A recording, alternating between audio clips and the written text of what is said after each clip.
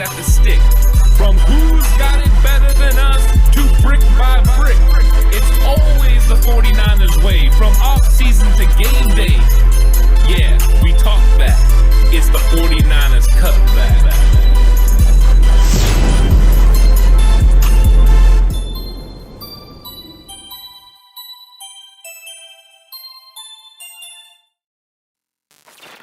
It's 49ers Cutback Podcast time.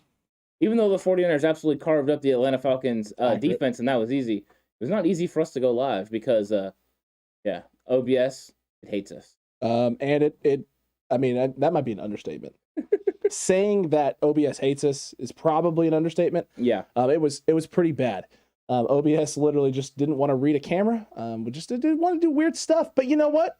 Screw OBS, Ant. The 49ers just got a huge win. They're now 8-6. They're also still a game behind the Los Angeles Rams. And if the Rams don't find a way to overcome, the COVID on Tuesday and beat the Seattle Seahawks, the Niners are a game back of them. Can we also talk about the fact that the Lions beat the Cardinals and the Cardinals are now spiraling? And technically the Niners haven't even been eliminated from winning the NFC West. Yeah, I think this is a good situation for the 49ers overall. The one thing you want to do is you want to make sure that you can, get into the playoffs. And after this big victory over the Atlanta Falcons, you now have a 95% chance of making the playoffs. I would say that is a lot better than the 35% it would have been with a loss to the Atlanta Falcons. And it's a huge blow to the Atlanta Falcons' playoff hopes. But I think it was clear in this football game that the 49ers are just a better football team than Atlanta. Atlanta really, besides the opening, fumble, the 49ers were taking care of business today. And it was pretty much, well played. There's a couple interesting calls in this football game from referees, but I thought overall the game was won on the field by the better football team, and I'm looking forward to, seeing how they deal with a short week going against the Titans, and we'll see what's going to happen with some of the injuries, some of the people that got banged up a little bit, but this was the most pivotal win. You had to get this one, and now they got it. I'm feeling pretty good about the 49ers playoff chances, and then where they end up being seated is a whole nother story. Correct. That is a completely different story in its entirety. It does feel great, baby. That is what the Niners were supposed to look like this year. Great win, thank goodness. I'm glad everyone's feeling good about this victory and feeling good about this win because this was huge. This was crucial for the 49ers in this game, for them to be able to execute, for them to be able to come out and get this win, take care of business against this team that has been a gritty team all season, has played very well against a lot of different opponents.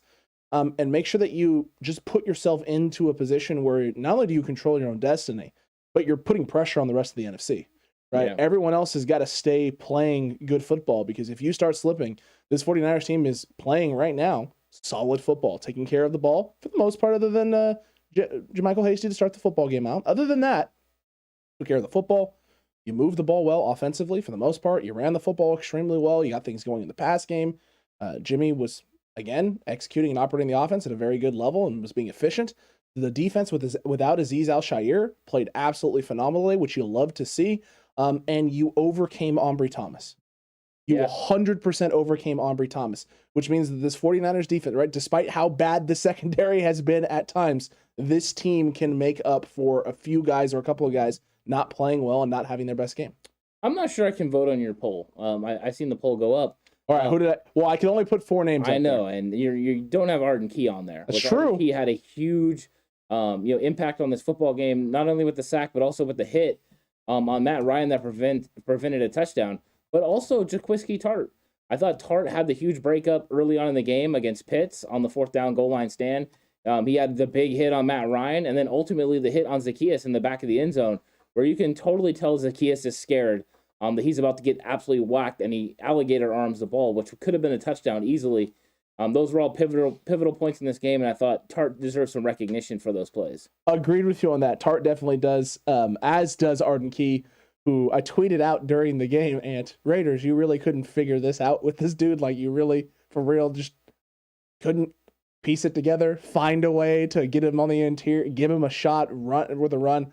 And the Cutback account, whoever runs that Twitter account for our channel, I don't know who it is, but whoever it was retweeted a picture of a Chris Kasarik, and I just said #GOAT, because at this point, I mean, what can this man Chris Kaczmarek not do? Yeah. He takes guys that are not very good and turns them into gems. Jordan Willis was also back there creating some havoc at times as well today. Yeah, I think the only thing that we learned in a negative light today was that Kevin Givens can't run down Matt Ryan from behind. So you were wrong? I was wrong. I thought everyone on the defensive line could run him down. Kevin Givens let me down. Kevin Givens he looks pretty slow, man. Thanks a lot, Kevin Givens. Agreed. Yeah. Gabriel Clark, that was not roughing the passer. No, it was not. Agree. It was not roughing the passer. That was bad. Anyone that thinks that was roughing the passer got some issues. That's definitely not roughing the passer. Nothing about that is roughing the passer. Should never be roughing the passer. Hey, Jay in the Bay, what is good, my guy? Hot diggity dog, faithful. I agree. Yeah. 1,000%. It's a hot diggity dog day. Holy cow. Holy cow. And we got a lot of exclamation point keys coming in, so I think a lot of people are going to agree with you that Arden Key should be in this poll. So apologies, Mr. Editor guy over there didn't put the key into the poll. It is what it is. Someone just to give an exclamation point D-line from Jay Ellie. It's true. I mean, the D-line's been great. Turn Solomon Thomas into a good player. Well, I don't know if anyone can do that really at this point. Yeah, I mean, and he also, we didn't get to see what he would have done in 2020 after the knee injury. True. So it's a little bit of a different game there. But yeah, Chris Kaczmarek has been fantastic. This D-line getting after. Samson Ebukam, had another big sack in this football game. He's coming on as of late. This is exactly what you want. You want great defensive line play. They were masking some of the issues in the back end. But D'Amico Ryans was scheming this thing up in a big way. There was some times where I wondered why he was putting Aubrey Thomas in situations where he's one-on-one. I don't really want anyone one-on-one with Kyle Pitts or I guess Gage in this. Other than Jason Verrett? Even then, I mean, that's just a mismatch in size, right? You got 5'10" Jason Verrett against, 6'6", 6'5" Kyle Pitts. It's true. That's not a good situation, but they got after it and they overcame all those, obstacles that were presented by these big-time plays down the field. And really, the Gage touchdown shouldn't have happened because that Arden Key, sack was not a penalty. They should have been off the field. 49ers should have held them to a field goal. That was a big play in the game. Luckily, the 49ers never lost momentum on offense and just continued to roll and fire on all cylinders. Agreed with you. Joshua Cooch, Jimmy G put respect on that name? I mean, you don't have to tell us, my guy. We've been pretty much on the Jimmy G train. I mean, it's a Jimmy G thing. It's been all support of Jimmy G and Kyle Shanahan and whoever the quarterback is for this football team. So we agree with you. A lot of people do need to put some respect on Jimmy G's name. He is doing a fantastic job operating this offense and just since the bye week has been phenomenal for this football team. But Alex, there was people that said Josh Rosen could start over Jimmy G in the offseason. Hey, you know what though? Josh Rosen had a beautiful handoff at the end of that football game, man. He took a great snap, didn't bobble it, turned around, found his guy, handed it off right to him. I was waiting for the Grant Cohn. See, Josh Rosen can do what Jimmy G does. You're going to get a Josh Rosen within at the end of the game. How come Trey Lance wasn't? True. That's 100%. I mean, in before Grant literally goes live and starts spewing that. Yeah. That's 100% going to happen. Money Hungry Niner Gang, let's go. Checking in by the way of ATL. Great win, gang. Dominant, 100%, man. This was a team win. A team win top to bottom. JaMychal Mahasey makes a mistake early. What does your defense do? Pick you up. Buckles up, steps in, right? Not only picks you up, but gives your offense a chance to do some things. The offense moves a little bit. Jimmy gets a nice completion to Kyle Juszczyk, and he gets close, but not enough for a first down. And immediately, all the people's George Kittle's wide open. Yeah. Kyle Juszczyk is read one. Kyle Juszczyk is open. He's read one. You're going to throw to read one and hope he can get the first down. I get that Kyle, Juszczyk wasn't as open as George Kittle on that situation, that play. But we also don't know where the safety is. Oh, no, he's wide open. George Kittle's absolutely. I saw another angle. There is not anyone within 5 yards of him. But you're not wrong. I mean, he's gonna go to read one and hope Kyle Juszczyk can pick up that extra yard. I mean, that's just the way it is. True. Jay Hellig with the Mike Vrabel may kick Alex out of the house. I mean, at this point after the game they just had, me and Mike are gonna have a nice talk. Yeah, I'm gonna talk a lot of smack this week. Isn't it interesting that the Titans hold Najee Harris to 12 carries for 18 yards and lose? That is a wicked game. That is a wicked. Yeah. It doesn't make a sense. It doesn't make a lick of sense. They're not holding the 49ers to 18 yards rushing. It's true. Alex, can you tell Mike Vrabel to keep playing like they did today? I mean, I can try. Listen, I gotta be somewhat nice to Vrabel. He is opening his home to me, letting him come in and stay. I'm gonna take lots of pictures, Cutback Crew. So expect all week on the community page, me and Vrabel, just me and Vrabel hanging out. It's gonna be all week on the community page. So if you're not subscribed here on YouTube and you want to see me doing things with Mike Vrabel, make sure you're subscribed. I mean, you don't want to miss it. It's going to be great all week. You see, Matthew Rowley said, has Jimmy G played himself into an offseason cornerback controversy? And Jay in the Bay says no.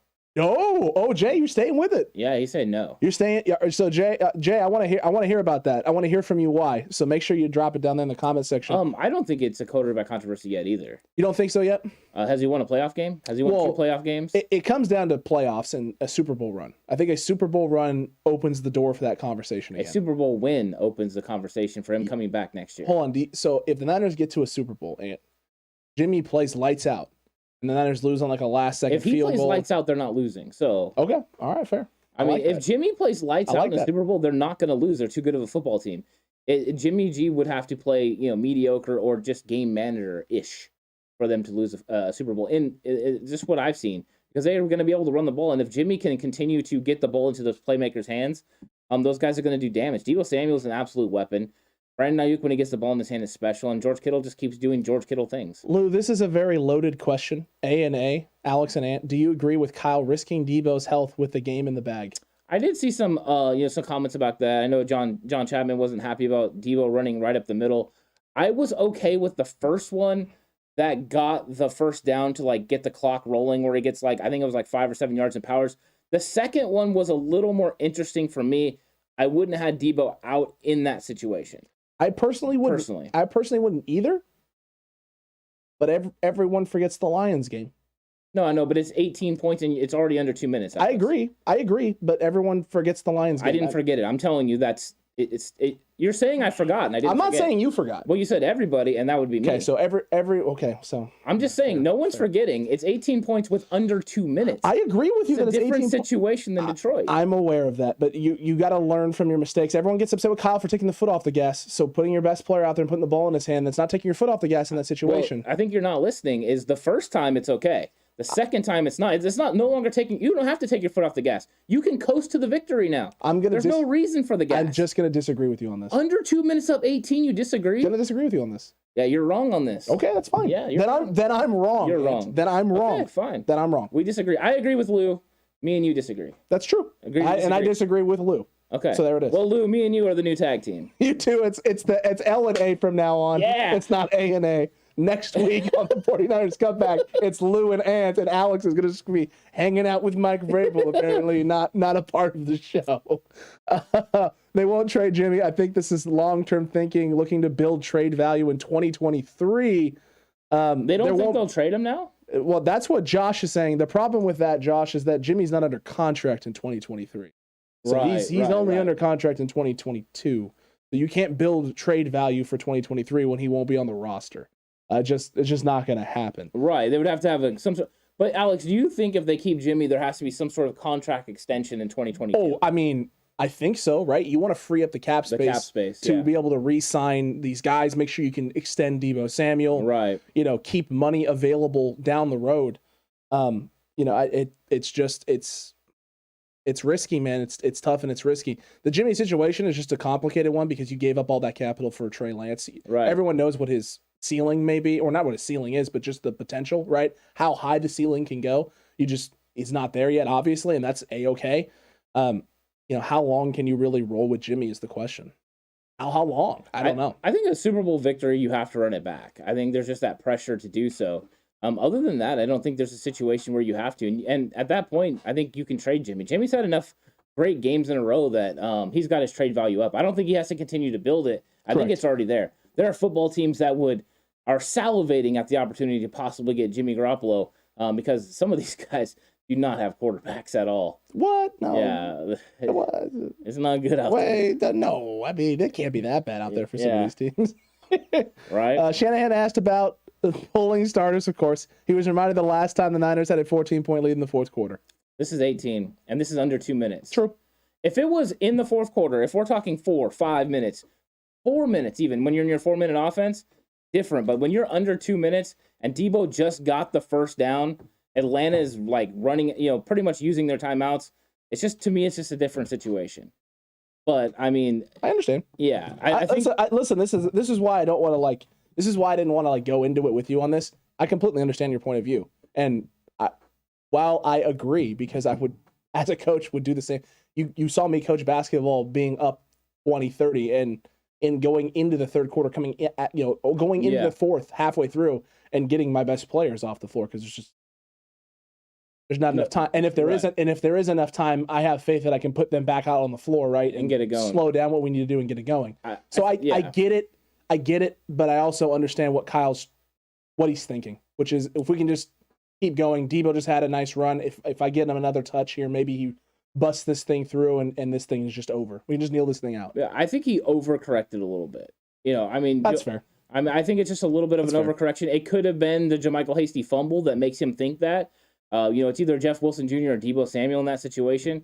I don't know, but I think if Debo wouldn't have been hurt all year, we would also have a less of a conversation about this. Especially if he wasn't dynamic weapon. If he wasn't coming off of the hamstring or the groin issue. And you got a game on Thursday. Yeah. I mean, you got to win this, but you're up 18 with under 2 minutes.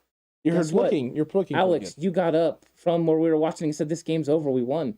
I did. I came in here and started getting everything loaded, and then OBS still took a crap on us. Yeah. But yeah. You're not. I understand what you're saying. I get it. Yeah. I get it. Jay Hill, I see a topic for Face Off. You definitely do. I've already written it. It's already been. Yeah. It's already been written. That's going to be an interesting one. I'm excited for that. It's true. The bidding starts with a number 1 pick from David Campbell. It has to at this point. If you're the 49ers, you asked. You've already set the president and then didn't move off of him. The only way now I see you moving off of him is number 1 not a number 1 overall pick, but a first round pick is if the 49ers are trying. Or that's what their goal is. I don't know if they'll get one at the start of the season. I think the playoff run will help determine and set that. But if you're the Niners, you kind of put your feet in the sand. You move off of it for multiple picks for Jimmy. If it's like a 2 and something else, that might entice you. What about 10 fifth-round picks? Dude, 10 fifth-round picks is a steal. A team's like, dude, listen, San Francisco, you've killed it in the 5th round. You've drafted so many starters in the 5th round. Here's our next 10 years worth of 5th-round picks. There you go. The 49ers, John Lynch and Kyle Shanahan, right, and all of them, just the front office. Hey, that's a pretty good deal. That's pretty solid. I think that could work. Right? How many of those 5th-round picks do you think we could package for like a 3rd-round pick or something? At what point do the 49ers start talking to the agent of Arden Key about coming back next year? Oh, now? Yeah. Right now? 5 sacks already this season, and he should have 6. It should. Yeah. NFL's I mean, he should have got, I guess a 5.5. He should have got a half sack as opposed to had the legs. It's true, he did. But yeah. It's true. I mean, it's Arden Key is absolutely phenomenal. Kyle said he will inquire the league about the roughing the passer on Key. He needs to. I mean, the NFL, if there was ever a case to take a look at that rule and just get rid of it. Yeah. Right? Just get rid of the rule. The body weight rule has always been silly. It's been nonsensical. It went into place because you had a few quarterbacks getting shoulder injuries when falling on their shoulder. You can't control that. It's not controllable. When guys fall, they go down. Gravity dictates that. That's not a person thing. You can't control that. Yeah. You don't want them putting their full body weight on a guy. That's fine. I mean, there's an easier way to accomplish this, right? Don't penalize a guy during the game. If you don't want them putting body weight on them, fine them. Fine them for doing it. Yeah, it's not illegal, but we frown. We don't like it. Stop doing it, guy, and find players. If you find players instead, guys would be a little more cautious about it. And you know what else you'd have? And you'd have organizations taking responsibility for their guys, right? I want my guy making that kind of hit in that play. So you find him, that's fine. He pays the league, and then we pay him. We're paying the fine. I'm not going to let a bounty. Then becomes a bounty. I mean, only if you're encouraging it, though. Right? Only if you're encouraging. Kind of. And then what I did enjoy Gene Sestator's breakdown of it, though, where he talked about, he's coming off a block, he's making the tackle. Like, that's not the intent of the rule. The intent is when you're flying upfield and the quarterback is wide open or just about to throw, and then you hit him and land on him. It's not about coming off a play and kind of lunging for him. And there's also a difference between wrapping and taking a guy straight down, right? And hitting a guy and falling on top of him. Those are different. Yeah. So if you want to take away the wrap and going down to the ground while arms are wrapped sort of thing, okay, that's fine. But again, that's textbook. Hitting, wrapping, and taking it out of the ground is textbook. It's not penalized and when you do it on a running back in the open field. Only on quarterbacks. Rules just you need consistency. There's got to be consistency. KNDR with the stat. That stationary target, Matt Ryan, had 20 rushing yards. He was their second leading rusher. First had 21 yards. Well, I mean, I mean, he was just showing boots and legs. But Jaquiski Tartt and Marcel Harris. I was going to say, I mean, that proves the stationary target, man. It looked like he was getting in for a touchdown, and all of a sudden it was like, oh, wait, no, he's not. He's literally moving in place. Sorry, never mind. It looked like he was going in slow motion, right? It really is. It's like when you see the Lamborghini pass the Prius on the freeway. It's like, I had it. Oh, man, it's just great. Brad Jones kickoffs are still a point of issue. 100%. We both tweeted this at the same time. Literally, he tweeted it, and I tweeted a Dear Santa, please have Mr. Hightower have kickers kick the ball into the end zone. Sincerely, 49ers fans. It's one of the most frustrating things. I don't know. The best part is, right, they do it once. You got him down at the 21. So it's +4, net 4 for the Niners. It's like, yeah, Hightower's like, woo! Woo! +4, baby! We're doing it again. And then the next one goes all the way to the 40. And it's like... and the problem is you couldn't do it in this game because you had Marcel Harris and Flanagan full starting. And whenever they're starting, hold on. Do you mean to tell me that there is a theme when Demetrius Flanagan Foles and Marcel Harris aren't on special teams yet? Our special teams in pretty much all aspects struggles? Oh, yeah. And especially you add the Trenton Cannon's not out there. True. If Charlie Warner doesn't make the tackle right now, the tackle's not being made. It's true. I mean, and Ambry Thomas started, so he's not even playing kickoff. Think about all the guys you didn't have out there that are normally playing kickoff very well. Not a good time. Just kick it through the end zone. Live to fight another day. Please. Yeah. Please live to fight another day. Do you think Mitch can? I mean, because he hasn't done it in a long time. He kicked that one today. It was like at an angle.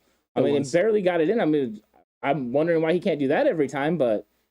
I don't know, man. It's getting a little frustrating, that's for sure. Shooter, $9.99. Let's go Niners. Yeah, let's go Niners indeed, my God. Thank you for the super chat. We really appreciate that. Yeah. And this team is playing phenomenal right now. It's playing lights out. Lou, I thought DJ Jones played great today. Absolutely. He's been playing great, man. He's been playing phenomenal. I mean, I don't know how Lou feels about this, but Alex, I think me and you think he's having a Pro Bowl season. 100%. Yeah.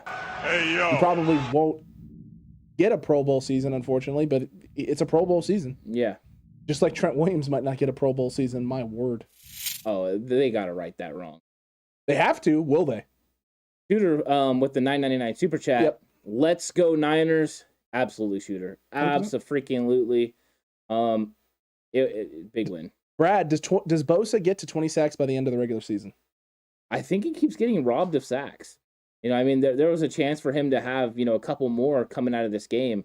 It all depends. But, I mean, we'll see what happens against Tannehill. Tannehill is more athletic, so it's going to change things, change the way that they play. He got hit a lot today, though. Yeah, he does, but you just have to keep in your lane, just a little bit more gap integrity compared to what you can do against Matt Ryan. But Bosa's still a problem. I mean, he's going to come close. He's going to come close. 16 now? Yeah, 16. So he's got to get 4 sacks in the next 3 games. The good news is the Texans are still coming up. I mean, you could easily get 3. Easily. And it looks like the Rams game is going to mean a lot for seeding. 100%. Whether that is Rams going for the division, 49ers going for that 5th seed. I mean, the Rams now are licking their chops because if you win this week, you're now a game away and you guys have split, right? So it's going to come down to NFC wins and something else. Well, yeah, and let's see. I mean, there is now a possibility that the 4-5 game could be 2 NFC West teams. It's true. It could theoretically be 49ers, Rams 4-5, Arizona Rams 4-5, Arizona 49ers 4-5. All those things are possible. Agreed. Dames, by the way, how you doing, good sir? Good to see you again. Yeah, what's up, Dames? I am. If you're a 49ers fan right now, you want the Niners to play Dallas. You want the 49ers to play the Rams. You want the 49ers to play the Cardinals. Like, those games just kind of make sense. The way this round, for sure. The way this team is playing right now, all of those games are solid matchups for you. Arizona looks lost. Kyler Murray looks like he's laboring and struggling. The Cowboys look like they're laboring and struggling offensively to find consistency and be consistent. And the Rams, although I know they have 2 straight wins and they beat the Arizona Cardinals, you beat the Arizona Cardinals and a really bad football team in the Texans the week after. I mean, it's not like you haven't played 2 really solid teams and put together 2 incredible performances. And they are missing Robert Woods heavily. Their offenses look drastically different since Robert Woods got hurt. Correct. Now, Matt Stafford's been playing very much more consistent game managing style of football the last few weeks, and that's led to success for their offense somewhat. But this isn't the offense we saw early in the season that was, putting up 30 points, almost 40 points a game, it felt like, and Sean McVay every other play was running down the sideline. It's not that. It's not that anymore. Yeah. Which is interesting. Very interesting. It is interesting. It's different. This is gonna be a fun end of the season because 49ers are right in the thick of it. And we got this quick game against the Titans on Thursday. You got to travel to Tennessee. So you're going to have a quick turnaround. So you're basically going to have everyone trying to get healthy on Monday, quick practice on Tuesday. Wednesday you're traveling. So, I mean, there's not a lot of preparation time. It's true. So it's going to be interesting. It's true. David V. Ant with the $10 super chat. Let's go Niners. Hashtag TCC. Agreed. Let's go Niners, indeed. This team is playing great. What's interesting is this mash together. What Sac Francisco says, I better not see any Jimmy G slander this week. I mean, none. I just can't see them hating on him after today. That is awesome because it's coupled with the fact that Jimmy G won the vote of the player of the game. 45% of the vote.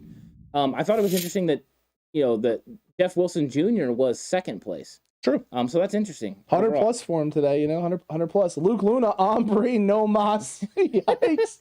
Could be worse, but man, look. Wow, what was he, Roberto Duran? Basically. No mas. Wow. It's just, it's one of those things right now with Ombre, man, where I feel bad. It wasn't terrible positioning. No, he's in the right spot. He's not ready. He's just not ready. He's not physical enough. He's not strong enough. Yeah. A little potential there, though. Like there's something there. He was there. This was the first game that I was like, okay, like you're in the right spot. Now you're not ready. No, you're not ready. I mean, I tweeted Russell Gage. Dante. Russell Gage out muscled him. They out muscled him. Did you ever think there was going to be a day where tweeting for, hey, we want Dante Johnson? Give me DJ. Yeah. Well, I wanted to be that guy who started saying that on Twitter. But I wasn't sure, right? And am I overreacting here? Is there safety help over the top, right? And it's just, these guys are just making great plays. Or are they putting him on an island and he's just not, he's just not being that guy? Well, if you're going to put him on an island, he better be able to be that guy. He has to be that guy. Yeah. And he just was not that guy today. No, I saw Dante Johnson playing special teams. True. I could have used a special performance from that corner. I would have liked it also. Erling Feeling, how are the Niners matching up against the Titans? Very good. It's an interesting matchup. I think that there's been like a tale of tape. Like it's kind of changed over time. I was worried about Derrick Henry. I was really worried about Derrick Henry. When Derrick Henry was going to be playing against a smaller linebacker core. But now I'm interested too, Alex, on the linebacker. I'm sorry, I went blank. Aziz. Oh, if Aziz can play on Thursday. If Aziz can't play on Thursday, this changes everything because they have been running the football very well. Now there are two, I guess, slightly good news things for the 49ers, and that is the fact that Dante Foreman hurt his ankle. He's got some sort of ankle sprain that he's dealing with, so he's not going to be 100% healthy on a short week. So that is a potential positive for the 49ers because he's been the anchor for their run game since Derrick Henry went down and he got healthy. And also, Julio Jones tweaked his hamstring again versus Pittsburgh today. So for the 49ers, yes, they may get back A.J. Brown, but they're probably going to be without Julio. Or at least not 100% Julio. A very limited pitch count, Julio Jones. So for the 49ers... I mean, I don't like to see Julio get hurt. But never like to see him get hurt. I do like those prospects for the 49ers because I was not feeling very good about Julio Jones against Ombre Thomas. What gave you that idea? What's wrong? Yeah. What's wrong? Did something happen today? Lou said Gilligan's Island, by the way. I'm putting him on an island. That's the only island I actually want him on right now is Gilligan's Island. I see Dame's talking about getting him ready for the playoffs. I think in a perfect world, he's not the corner in the playoffs. No, it's Emmanuel Mosley and Josh Norman. In a perfect world, Ombre Thomas somebody pointed this out earlier. Nowhere near a football field. No pass interference for Norman again. That's back-to-back weeks, bro. Yeah. It's because they're going after Ombre Thomas, though. Well, I mean, it's a good... I almost got on Josh, too, for that deep ball. Weirdly wasn't on Josh. Okay, I heard a breakdown that's different than that. We'll have to watch it when we get to some of the film. We're gonna have to because I saw it was cover 3. I'm hearing Jimmy quarters. Oh, I'm hearing. I saw Rich Madrid broke down that his quarters. He's pretty good at his coverage stuff. He is pretty good at his coverage stuff. I only took Trent Green's word for it. He's an NFL quarterback. Rich Madrid's pointing out something else. I would at least like for us to look at it and see if it is one way or the other. Okay. But even if it is quarters, that's tough for Josh Norman. That's really tough, man. He's going to the middle of the field. Yeah. It's not his responsibility. Yeah. And I originally tweeted, as soon as it happened, I was all, because I tweeted, Ombre Thomas gave a big play, and I tweeted a, come on, do something, Ombre Thomas gif. And then Josh did that, and I replied to it, Josh, ... And then I watched they showed the ultimate duo. I was like, nope, I apologize. I shouldn't have pressed send. That was not on Josh Norman. Even if that was cover 3, it's not on Josh Norman. Yeah.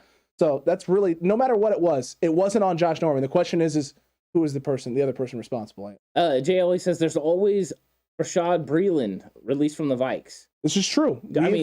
He went OG on his coaches and teammates. Did you hear about that? I saw that he tweeted something. I saw he tweeted wow after he got released. I didn't hear or see any other comments from him. So apparently he gets into it with one of the coaches during practice, literally takes off his stuff, like pissed off, goes off the coach, and then teammates are coming at him a little bit and he goes off on them as well. So, I mean, is this really what we need? Do we need him and Josh Norman to form the greatest tag team in the history of aggressive behavior? Maybe. It won't be just the peanut punch anymore. No, it'll be the peanut punch and the shoulder pad takeoff. The Breeland bash as well, The Breeland bash and the peanut punch. Look, the one thing with Breeland is he struggled the last couple weeks for the Vikings. Is his frustration and what happened with him at the end of the season just a culmination of Mike Zimmer's tenure in Minnesota crumbling in front of him? Or is it something else? Is it him, right? What is the actual situation? If you're the 49ers, you can't take that risk without knowing with 100%. Because you can't interject something into the locker room that's going to be toxic and a distraction.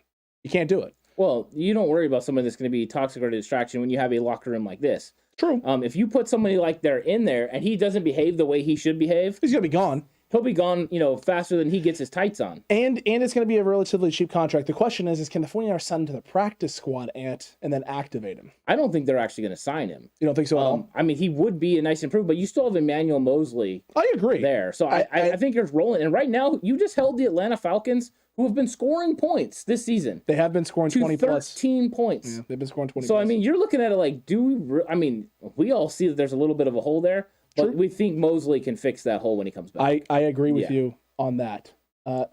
You talked me into it or out of it. Well, it is what it is, Jay Ellie.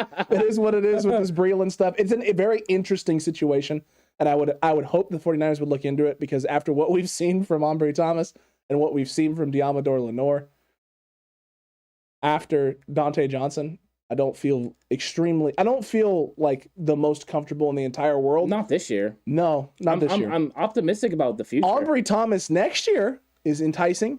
Yeah. Diamador Lenore in the slot next year is enticing. Can we bring back K1, please? Just one more year. He's giving up under 23 yards a game receiving. Give Ambry Thomas, give Diamador Lenore one more development year after the season. Can we get one more year to develop? Oh, 100%. Behind K1. Let him be the dime back next year. I'll be Bring K1 Williams back. Totally down with this. It's so pivotal. Totally down with so this. Pivotal. Okay, Julio is an injured lamb from Tommy Huxley. I mean, he's been injured a whole lot in his career, and in the last few years, it has been hamstrings exclusively. Yeah, it's not a good sign. Brad, how's our offense lined up against the Titans D? Fairly well. Yeah, fairly well. We're going to need to look at the film a little bit more in terms of just what's going on with this team and the Titans. Yeah, but I feel very confident that the Niners are going to be able to keep things going offensively with like the rhythm that they've established, because the Titans have shown that they are their offense is susceptible to making mistakes, and their defense has not been very good when their offense is screwing up of, getting stops, creating turnovers and things of that nature to get their offense back in a good position. Now people will go, well, what about today against the Pittsburgh Steelers offense is atrocious. It is just bad in every way, shape, or form. If Najee Harris isn't carrying the rock, isn't going off for 100 yards, they can't do anything. They somehow don't know how to use Chase Claypool. I can't figure out what's going on there with the Pittsburgh Steelers. And but I'll tell you what, the Niners overall lines up very good with this Titans defense. Their secondary is still a little bit suspect at this point in time, and your receiving core and your tight end play has been through the roof and is continuing to get better each and every week. Yeah, I mean, we watched the Atlanta Falcons film, and we knew the 49ers offense was going to go through them like hot butter. There wasn't even a question for me. The question was, how many yards was this Yak Brothers group going to get? They did not get the 300, Alex, that I predicted. It was close, though. 218 yards of, we got George Kittle with 93 yards, Deebo Samuel with 89 yards overall. And then you had Brandon Ayuk only had one catch, which is a little surprising, but it was one catch for over 30 yards. It was a big catch, dude. I thought he was I thought for a second he was in a house call. He almost, he had to wiggle through there, and there wasn't a way to get around, but it was close. Yeah. I mean, a really good. And Juwan Jennings had himself a nice day. Again, 28 yards receiving, and a big touchdown. That was going to be something I was going to say a little earlier. Is we need to talk. I mean, we all need to have a real conversation about Juwan Jennings because he is playing phenomenally. He is getting better and better each week. As a blocker, we already know this.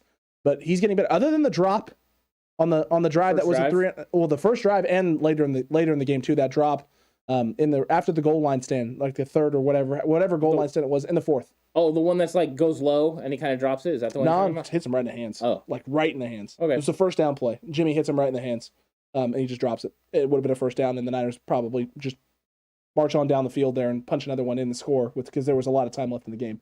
I think other than that, he played absolutely phenomenal. Yeah. Again, kind of crazy.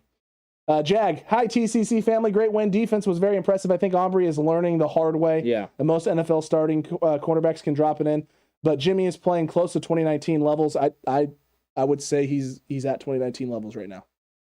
Yeah. I don't want to say close. I'm just gonna, he was going pretty good. I mean, he had the one bad throw to Trent Sherfield where he threw it behind him. That's it though. Well, he's rolling left, and Trent Green is right. He's looking to the corner. That's his first read, and I think he sees Sherfield flash, and he wants to get him the ball, but he doesn't get his body set enough to get the ball out, and he throws it behind him. It doesn't work out, but I thought overall there was one point I think he was like 16 of 19. He was firing on a lot, on all cylinders. A really good game, and it felt like he was getting the ball like these laser tight pinpoint passes. It wasn't the high stuff. He wasn't struggling this time. He was getting him out to where he needed to get him. He was putting the ball on the money today. That ball he threw to George Kittle down the seam. Beautiful. Dude. Very nice. Absolutely beautiful. And let's not also forget that we talked about how this might be a situation where Jimmy was going to need to deal a little bit to get the run game going. The run game had its moments. It was doing pretty good early. It was fine. But it wasn't until Jimmy started completing passes and getting the sticks moving. The second half, that run game opened up in a big way. Jeff Wilson started gashing runs. I mean, it was just nice overall. Just a great overall game. Yeah. Claypool would up our TikTok game, says Caleb. Not wrong. JLE Niners would love Claypool. Ant would also love Claypool. I love Chase Claypool. He was a big fan of the Chase All you Claypool. have to do is teach him to not do the thing, those other things in the game. Teach him how to be a professional. And once you do, the guy's an absolute weapon. There's a big difference between the 49ers locker room, though, and the 49ers wide receiver position and the Steelers wide receiver position, which has been a clown show since Antonio Brown. Why? You mean because Kyle Shanahan's made sure that he had Emmanuel Sanders, and he made sure he had Mohamed Sanu, and he's made sure he's had a veteran guy to teach Deebo Samuel and Brandon Ayuk how to play the right way. Now they don't need a veteran guy because they're going to have those guys. So now they're ready. What did Claypool get to learn from? Juju Smith-Schuster. Who did Juju learn from? Antonio Brown. You have a bad culture there. You have a bad culture. Yeah. You're going to need to change something there in order for that to change. I think the biggest obstacle for the Niners against the Titans is the Thursday night game, short week, and of course, for Thomas at cornerback. I mean, it's definitely... Later, Lou. Later, man. It's definitely a concern, though. Aubrey Thomas there at that position is a little bit of a concern, but DJ was out there. DJ's available, so we'll see what happens. Money? He's money. Who's money? DJ.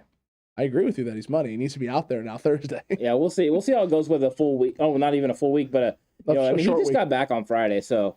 Jimmy seemed to have more time playing from the shotgun. Jimmy just seems more comfortable at a shotgun, and I saw something from Shanahan a lot more today. It felt like on crucial distances and downs that Jimmy was in shotgun. Yeah. It was nice. He seems to see the ball, in the game better that way. True. He's able to step into his throws, but he also has more time. But they did move the pocket with him at a play action. You didn't. There were times where they did that in this game, and that's a continual from Cincinnati. They've rolled that into a couple weeks.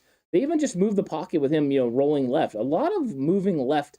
The first down they got to Juwan Jennings where they had Brandon Ayuk push up and take away 3 defenders so Juwan Jennings could clear out underneath and make the catch for the first down. Very nice. It was great overall. It was absolutely phenomenal. Cutback crew, though, we're going to wrap this thing up here pretty quick, so get yourself in questions right now. Last-minute questions, get them in at this moment because your boy here has to go get ready and make arrangements with Mike Vrabel to get over at his house. It's going to be a lot of fun all week long with Mike Vrabel. We're going to have a good old time. We're gonna cook. He's gonna bake me some cookies. He said. He's gonna bake you some. Bake me some cookies. He said. He said bake you cookies, and I was like, wait, like your wife or like you? And he was all like, no, I will bake you cookies. I was like, that's phenomenal, man. That's phenomenal. Hopefully they're like Titan teas, and then I can like bite one. And just, the Niners are going to take a bite out of Tennessee this week. I don't know if they'll let me post that in this house, but we'll see. I was going to say we're going to need some pictures of these cookies. We'll have to see with these cookies. The Titans are pretty ravaged by injuries this year. Shouldn't be a problem, says Freak Stomp 49er.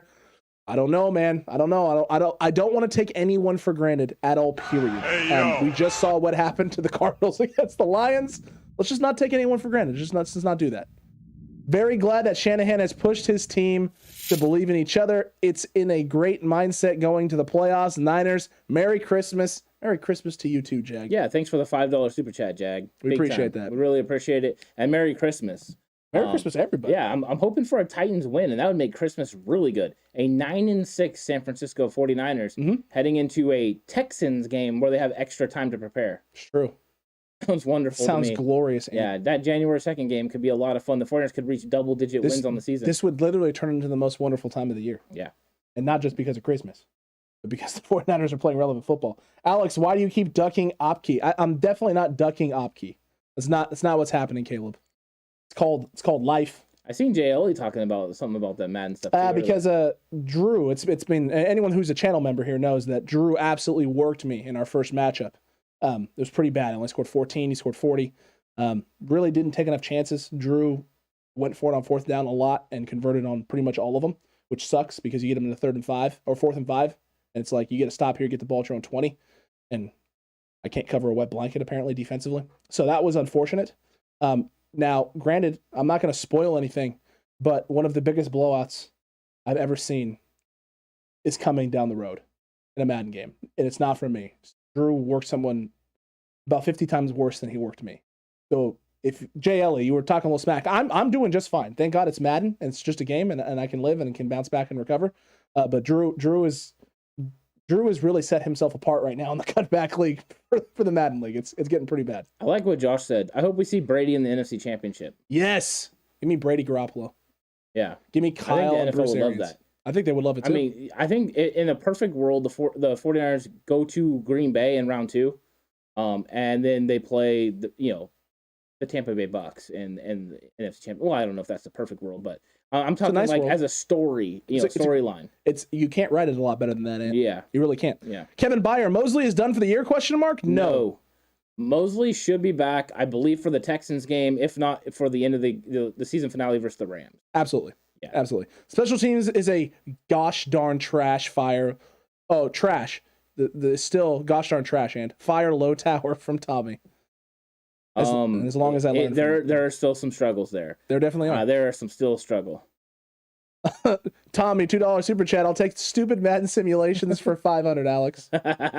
Our Madden simulations, Niners won again. The Madden sim it was struggling early in the season, Ant. It's getting a little dialed in here late. Yeah, it's bouncing back. I'm really looking forward to seeing what this week's, the Titans one has to say. Yeah. It'll be very interesting. It'll be interesting. I'm excited to see what happens. Agreed. Yeah. Agreed there. Freak Stomp. Couldn't agree more, Brad. Grant Cohn reminds me of the Monarch from Venture Bros. He even has the dub henchman. He does have the henchman. I know the reference. I get it. Well done. What did I miss? No, I was just listening to you talk. Okay, thank you, man. Oh, so I'm just funny. No, I was listening to you say the Freak Stomp thing. It was funny. Okay. It made me laugh. Yeah. Because it's about Grant Cohn and Henchman. It's funny to me. It's funny. Sorry. It's funny. I found it funny. I got a little chuckle out of it. Jay Ellie, as long as you learn from it, Alex. I mean, Jay, it's a little early. I haven't played Drew a second time yet, so I think I learned from it. Yeah. You know what the good news is? I have film of my screw up. I have big film of the screw up, and it's so far behind, Ant. Yeah, ask the guy. I don't know if you ever remember me playing in the Madden tournaments, but the guy Money who beat me in round 1 of the tournament. Or I think it was like round 2, but it was my first loss. Mm-hmm. Ask him how that worked out in the championship. True. Not well. What time is Christmas dinner from Ralph? Christmas dinner is supposed to be at I think 5:30. No, 6:30. 5:30. We're wrapping up. Calm down, my guy. Get out of here, Funchhead. Hello, Brett Johnson from Newburyport, Massachusetts. Oh, hello, nice. Sir. That's impressive. Hey, it's true. It's very true. Freak Stop. He has Mr. Man. LOL. Mrs. Man. That's funny. All right, TCC. Brett, by the way, welcome. Welcome to the Cutback Room, my guy. Yeah. Thank you for joining. We really appreciate it. Listen, we got a fun, chalk-filled, great, incredible week for you. Very compact week because of Thursday. So lots of front loading, which means tomorrow you're going to have yourself a wonderful 49ers face-off at 9 a.m. You're going to have an incredible game recap show. So make sure you're subscribed. We'll see you at 9 a.m. Pacific time starting tomorrow. Yep, can't wait. It's going to be exciting, jam-packed week. Everything is coming out by Thursday, so get ready for a game plan video on Thursday. But all the normal content just jam-packed into a short week. Enjoy. Have a good day. The holidays are here, and the 49ers are putting us in pivotal moments of December football that is meaningful. Can't wait for it. Let's get that win versus the Titans. Let's go Niners. We'll see you on the next one, Cutback Crew. And until then, stay safe. Remember, the right way is always the 49ers way.